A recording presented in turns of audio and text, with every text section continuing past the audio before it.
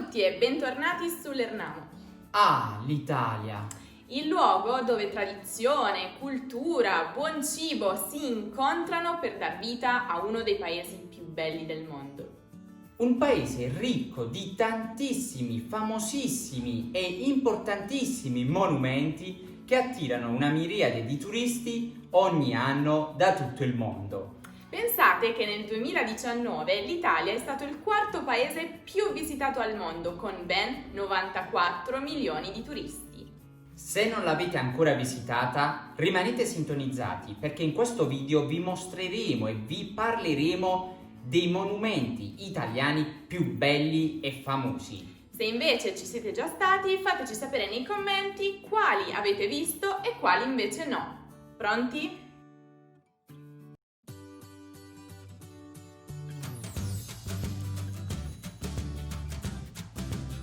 Al 10° posto abbiamo la Galleria degli Uffizi. Si tratta di un bellissimo museo che, nel cuore di Firenze, ospita una raccolta di opere d'arte inestimabili, che derivano direttamente dalle collezioni della grande famiglia dei Medici. L'esposizione comprende opere che vanno dal XII al XVIII secolo, disposte in ordine cronologico all'interno di diverse sale. Qui si trova la migliore collezione al mondo di opere del Rinascimento fiorentino. Beh, dove altro poteva trovarsi se non a Firenze? L'opera più celebre, custodita nella Galleria degli Uffizi, è la meravigliosa Nascita di Venere di Sandro Botticelli. Al 9° posto c'è la Fontana di Trevi. Si tratta della più grande fontana di Roma, costruita fra il 1732 e il 1762, alta ben 26 metri, in stile tardo barocco. In cima alla scogliera rocciosa potete vedere la maestosa statua del dio Oceano, dal fisico muscoloso e dallo sguardo fiero e altezzoso, che viene trainato sul suo cocchio da 2 cavalli alati, che rappresentano i 2 momenti del mare, la calma e la burrasca. Infatti il cavallo a sinistra è soprannominato cavallo agitato e quello a destra cavallo placido. Ai lati del grande oceano troviamo le statue della salubrità e dell'abbondanza, rispettivamente a sinistra e a destra del dio. Insomma, è un vero e proprio capolavoro artistico. All'8° posto troviamo i Sassi di Matera. Si tratta di 2 quartieri di Matera in Basilicata, formati da edifici e architetture rupestri scavati nella roccia della Murgia Materana, che costituiscono il centro storico della città. L'UNESCO ha dichiarato i Sassi di Matera patrimonio dell'umanità nel 1993 e la città di Matera è stata designata capitale europea della cultura per il 2019. La vista sulla città è a dir poco spettacolare. Il colore della pietra e la forma irregolare degli edifici rendono questo paesaggio unico al mondo. Se passate per la Basilicata, non dimenticate di fare una tappa a Matera. Al 7° posto c'è l'Arena di Verona, icona della città. Si tratta di uno degli anfiteatri antichi giunti fino a noi con il miglior grado di conservazione. L'Arena ha pianta ellittica, con una grandezza di circa 75 x 44 metri ed ha una capienza massima di circa 30.000 persone, anche se oggi per via del palcoscenico ne può ospitare solo 22.000. Ogni anno è sede di moltissimi festival e spettacoli di cantanti e musicisti internazionali. Al 6° posto ecco la Basilica di San Marco, uno dei simboli della meravigliosa città di Venezia. Anche in questo caso parliamo di un monumento con una storia lunghissima. Pensate che la prima chiesa di San Marco fu costruita proprio in questo luogo nell'832. La basilica che vediamo oggi invece risale ad una ricostruzione iniziata nel 1063 e fu consacrata nel 1094. Insomma, potete vederlo con i vostri occhi. È un capolavoro architettonico ricchissimo di opere, dalle più piccole alle più grandi, ognuna con la propria storia. Quando andrete a visitare Venezia, non dimenticatevi di passare dalla basilica anche all'interno. Proprio qui, infatti, sono conservate le spoglie di San Marco all'interno di una cripta. È il famoso Tesoro di San Marco, una raccolta di ben 283 oggetti preziosi che si trovano in parte nella Basilica di San Marco, come la bellissima Pala d'Oro, e in parte a Palazzo Ducale, collocato proprio accanto alla Basilica. Al quinto posto abbiamo la Reggia di Caserta, un maestoso palazzo reale con un grandissimo parco annesso.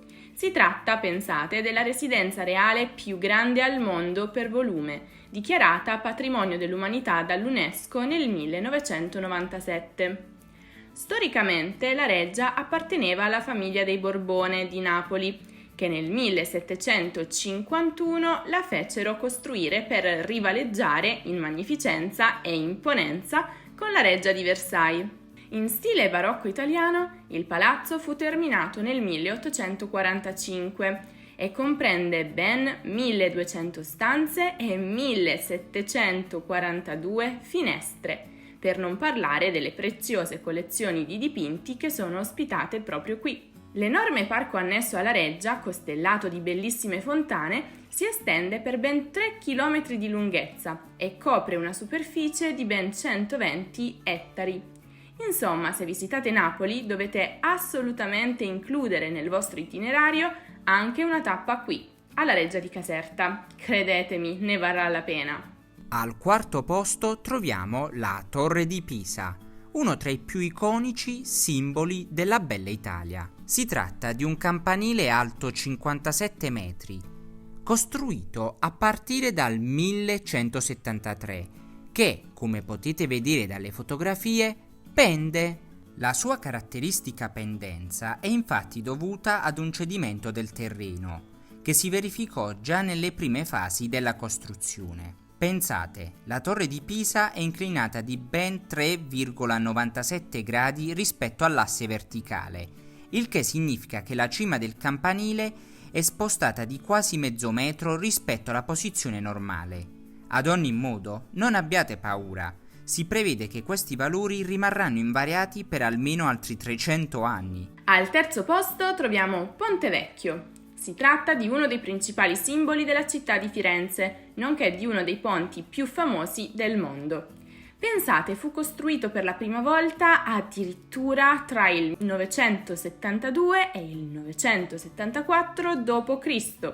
Venne poi ricostruito nel 1177 e nel 1345 e fu infine restaurato dopo il 1944.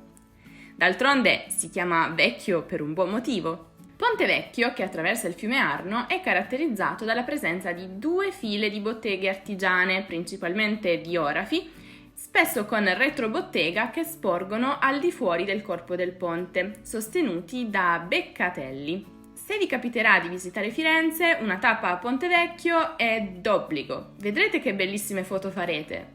Al secondo posto c'è il Duomo di Milano. Simbolo del capoluogo lombardo, il Duomo è situato nell'omonima piazza nel cuore della città. Si tratta della chiesa più grande d'Italia. Infatti, la Basilica di San Pietro, che è più grande, si trova nel territorio della Città del Vaticano, indipendente rispetto all'Italia. La chiesa attuale fu costruita a partire dal 1387. I lavori furono guidati dal duca di Milano, Gian Galeazzo Visconti, che propose un progetto ancor più ambizioso rispetto a quello originale. La costruzione della cattedrale continuò per molti secoli e, ancora oggi, è oggetto di continui restauri e manutenzioni.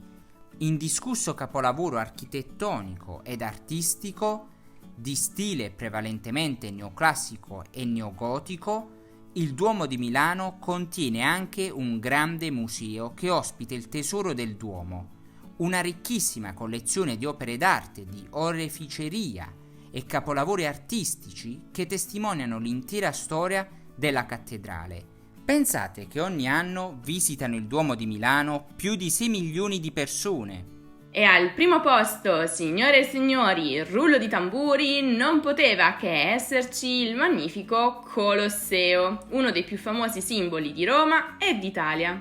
Originariamente conosciuto come Anfiteatro Flavio, il Colosseo è il più grande anfiteatro del mondo, in grado di contenere fino a 87.000 spettatori. Dichiarato patrimonio dell'umanità già nel 1980, insieme al centro storico di Roma, nel 2007 è stato anche inserito tra le nuove 7 meraviglie del mondo. La sua costruzione fu iniziata dall'imperatore romano Vespasiano nel 71 d.C. e l'edificio fu inaugurato per la prima volta dall'imperatore Tito nell'80 d.C. Le misure del Colosseo sono incredibili. Con un perimetro di ben 527 metri e un'altezza di 48,5 metri, l'imponenza della struttura è indiscutibile. Se siete stati a Roma lo ricorderete sicuramente benissimo.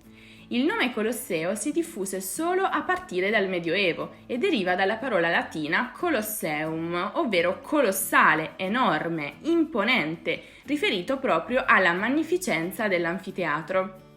Anticamente era usato per gli spettacoli dei gladiatori e per altre manifestazioni pubbliche, come ad esempio le rappresentazioni teatrali basate sulla mitologia classica. Nel 2018 il Colosseo, il Foro Romano e il Colle Palatino hanno ottenuto in totale più di 7 milioni di visitatori da tutto il mondo. Insomma, se state pianificando un viaggio in Italia, avete soltanto l'imbarazzo della scelta. Questi erano secondo noi quei monumenti da visitare almeno una volta nella vita. Ma in realtà l'Italia è tutta ricca di bellezze, quindi la lista è potenzialmente infinita. Infatti abbiamo realizzato uno splendido video sui luoghi più sconosciuti ma che meritano di essere visitati dell'Italia. Non perdetevelo! Il link è come sempre qui in alto nella card o giù nella descrizione. Questo è tutto, però se volete continuare a seguirci ogni giorno potete farlo su Instagram, Facebook e Twitter. Vi basterà cercare Lernamo. E non dimenticate anche di passare dal nostro sito www.lernamo.com dove troverete tutte le altre lezioni di grammatica e di cultura italiana. A presto, ciao ciao!